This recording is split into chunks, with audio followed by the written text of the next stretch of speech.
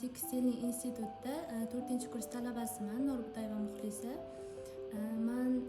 Bu kursda o'qishimdan maqsad o'zim shu sohada o'qiganim uchun bu dasturlashni, bu Gemini kursini hali o'zim o'qimagandim. Bu kursni o'qish davomida men juda ko'p bilimlarga ega bo'ldim.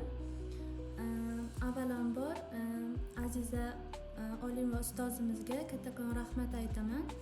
Kurs davomida hamma bilmagan narsalarimizni qayta o'rgatdilar ham.